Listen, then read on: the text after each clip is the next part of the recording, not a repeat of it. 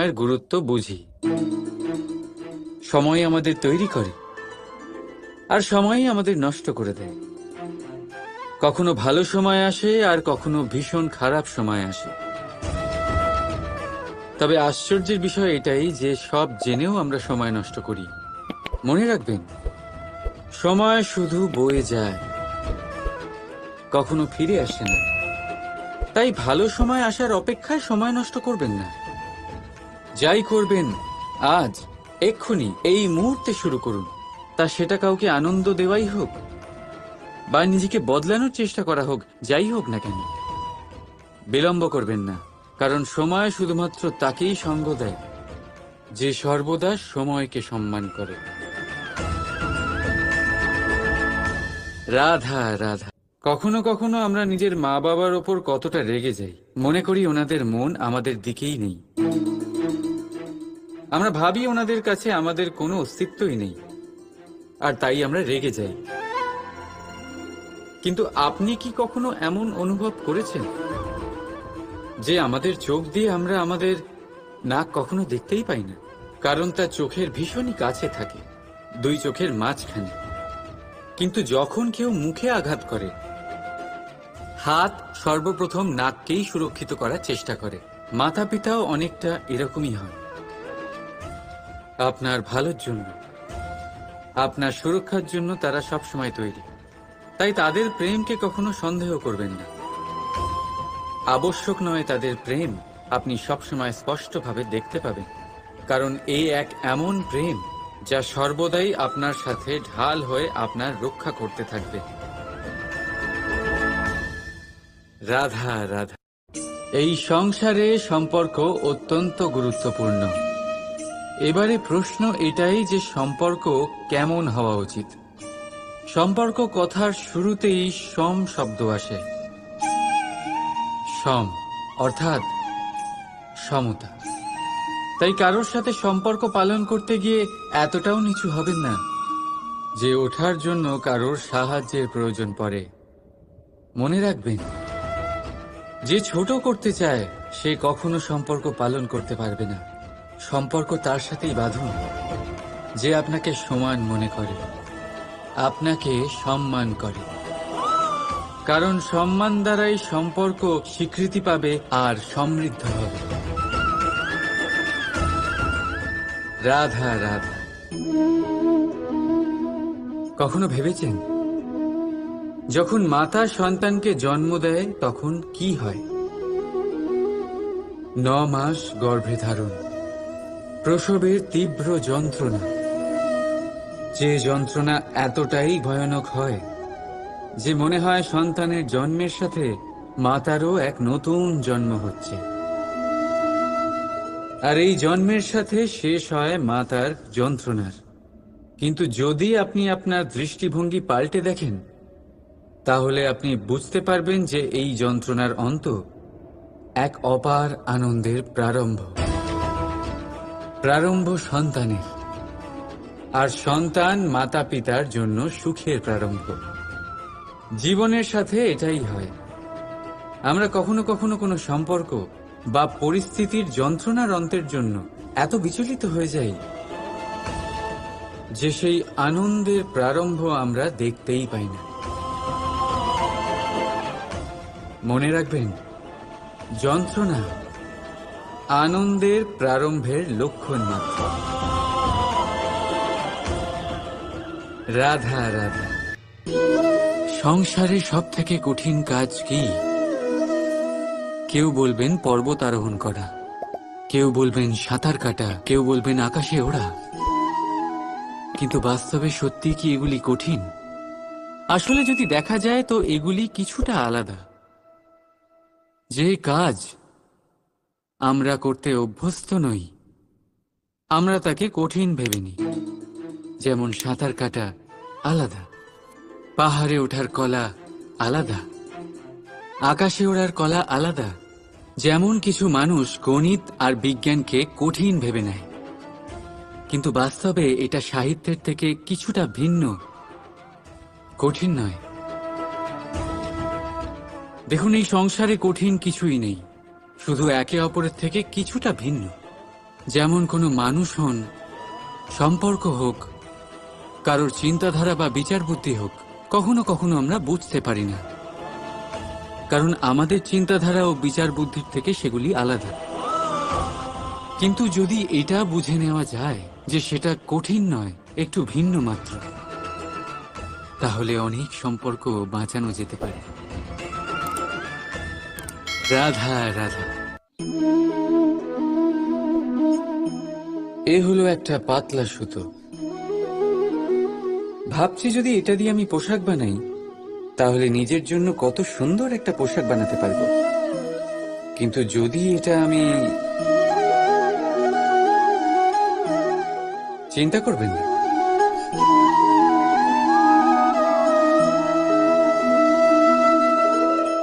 দেখুন এই সুতো জোড়া লেগে গেল।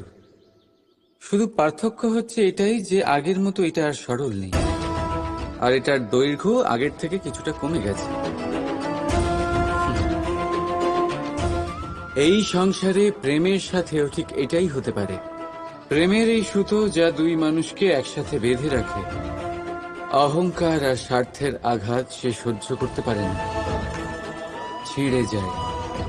চেষ্টা করলে আবার এই সম্পর্ক হয়তো জোড়া লাগতে পারে, কিন্তু তা আগের মতো কখনোই থাকে না, কারণ মনে গিঁট পড়ে যায়। সেই জন্য প্রেমকে স্নেহের সাথে সামলে রাখুন, অহংকার আর স্বার্থের থেকে দূরে থাকুন। রাধা রাধা। সময় বড়ই বিচিত্র অনুভব দেয়। যখন অপেক্ষা করছেন তখন অনেক লম্বা হয়ে যায়। প্রতিটা মুহূর্ত একটা গোটা দিনের মতো মনে হয়। ঠিক সেইভাবেই যদি কোথাও যেতে দেরি হয়, তখন সময় দৌড়তে থাকে। প্রসন্নতায় বয়ে যায় আর নিরাশায় থমকে যায়। আপনদের সাথে থাকলে সময়ের খেয়ালই থাকে না, শত্রুদের সাথে থাকলে সেই সময়ই খারাপ হয়ে যায়। কিন্তু এটাই কি সত্যি বাস্তব? না, সময় তো সময়ই হয়, নিজের গতিতেই চলে সে। শুধু সেই গতির আভাস আমাদের মানসিক অবস্থা অনুযায়ী বদলে যেতে থাকে। তাই এই সমস্যা সময়ের নয়, আমাদের মানসিকতা। তাই নিজেকে খুশি রাখুন, অন্যদেরও খুশি রাখুন। আগের সমস্ত ঘটনা ভুলে যান আর একটা উজ্জ্বল ভবিষ্যতের দিকে অগ্রসর হন। সময় সবসময় ভালোই লাগবে। প্রেম করুন সবার সাথে, সময় সবসময় সুখেই কাটবে। রাধা রাধা। আমরা সকলেই মনে করি যে আমাদের জীবনে কখনো কখনো কোনো না কোনো স্থানে প্রেম হয়েই থাকে।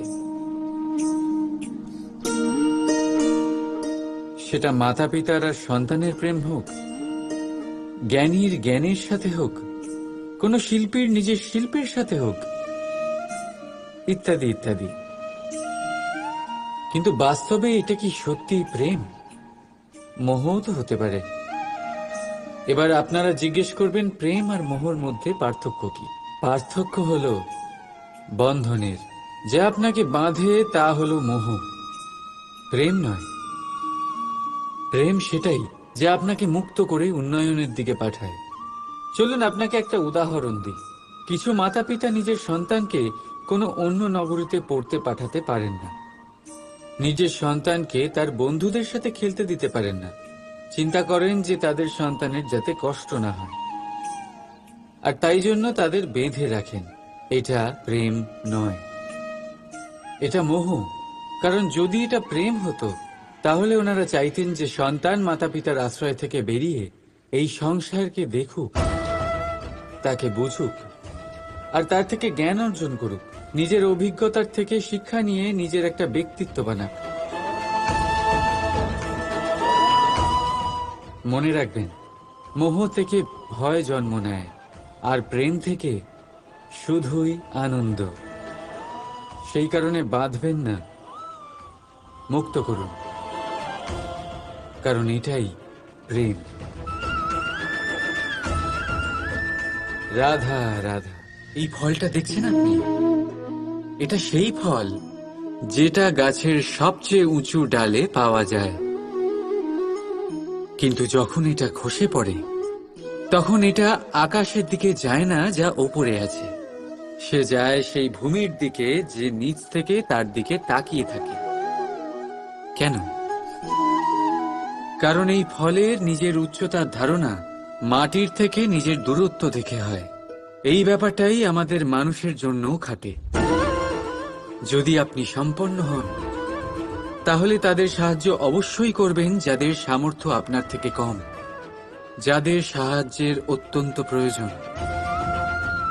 আপনার সামর্থ্য বেশি কারণ তাদের আপনার থেকে সামর্থ্য কম। দেখুন, জীবনে আনন্দ শুধু বড় হওয়ায় নয়, বরং তাদের সাহায্য করেও আছে যারা কোনো কারণবশত আপনার থেকে নিচে রয়ে গেছেন। আর যখন একটা ফল এই কথাটা বুঝতে পারে তখন আপনি নয় কেন? রাধা রাধা, আপনি কখনো কোনো পাখি দেখেছেন? তীব্র বায়ু, ভয়ানক বর্ষা, হিংস্র জীব একাধিকবার তাদের বাসা নষ্ট করে দেয়, কিন্তু তাও সে ঝড়ের সাথে ঝগড়া করে না। সে কখনো বর্ষাকে হিংসে করে না, আর না সে হিংস্র পশুদের ওপর প্রতিশোধ নেয়। সে শুধু স্থান পরিবর্তন করে, অন্য কোনো শক্ত ডালে আবার নিজের বাসা বানাতে উদ্যোগী হয়, আর তারপর সফল হয়ে নিজের পরিবার প্রতিষ্ঠা করে। আর তারপর কিছু মাসের মধ্যেই তার ছোট সন্তানদের আকাশে ডানা মেলে উড়তে দেখা যায়। অন্যদিকে একটি সাপ প্রহারের প্রতিশোধ নেওয়ার উদ্দেশ্যে মানুষের বসতিতে প্রবেশ করে, আর শেষে সে নিজেই মারা যায়। এই শিক্ষাই আমাদের মানুষদের জন্য প্রযোজ্য। প্রতিশোধের আগুনে মানুষ স্বয়ং ভস্ম হয়ে যায়, উত্থান থেকে পতনের দিকে নিয়ে যায়। তাই যদি জীবনে উন্নতি করতে হয় তবে পরিবর্তনের চিন্তা নিয়ে কর্ম করুন, নয়তো প্রতিশোধ আপনাকে রসাতলে তলিয়ে দেবে। রাধা রাধা। অগ্নি জীবনে খুব মহত্বপূর্ণ হয়। এই অগ্নি উজ্জ্বলতা হয়ে আমাদের জীবিত রাখে। কিন্তু ভাবুন, যদি এই উজ্জ্বলতা ক্রোধের অগ্নি হয়ে দিকভ্রষ্ট হয় তাহলে কি হবে? একটা ছোট পাতা দিয়ে শুরু করে গোটা বনকে ছারখার করে দিতে পারে।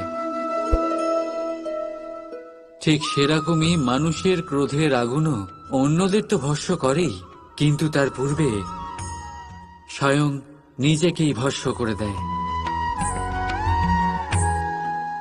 তাহলে কি করা যায়? কি করে নিয়ন্ত্রণ করা যায় তাকে? উত্তর হলো তাতে জল ঢেলে দিয়ে, জলের মতো বইতে দিন কি। ঠিক সেইভাবে যেমন সূর্য নিজের অগ্নিকে তেজ বানিয়ে আপনার কাছে পৌঁছে দেয়। এটাই পার্থক্য সূর্যের অগ্নি আর ক্রোধের অগ্নির মধ্যে।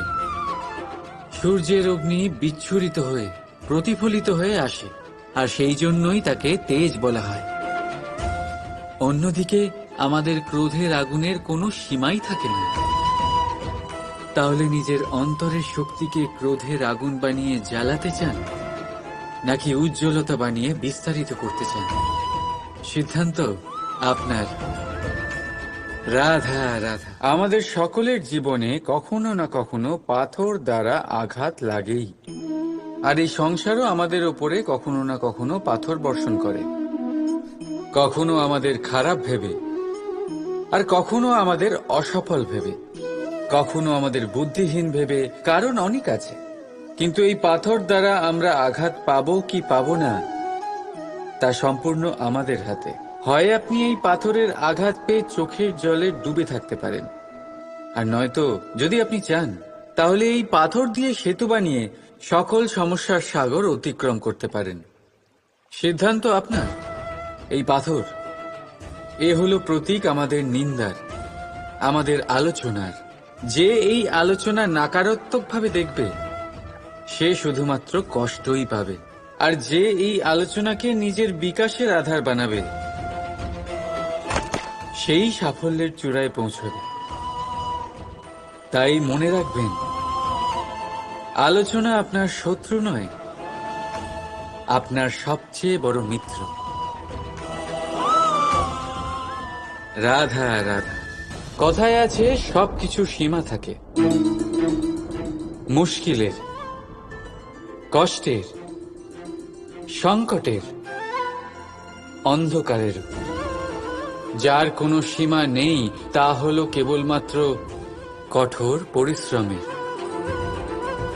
আপনি নিশ্চয়ই দেখেছেন, রাত্রি যতই অন্ধকারময় হোক তারারা পরিশ্রম করে তার সাথে লড়তে থাকে, আর অবশেষে সকাল হয়েই যায়।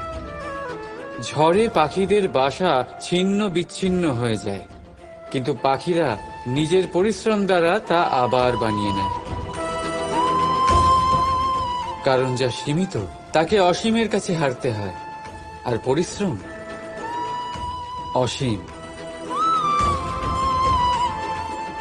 রাধা রাধা। বাবুল গাছ কত বিশালাকার হয়, পিপুল গাছও বিশালাকার হয়। কিন্তু আপনি কি কখনো ভেবে দেখেছেন যে কেন বাবুল গাছ কেটে তা ব্যবহার করা হয়, আর কেনই বা পিপুল গাছকে পুজো করা হয়?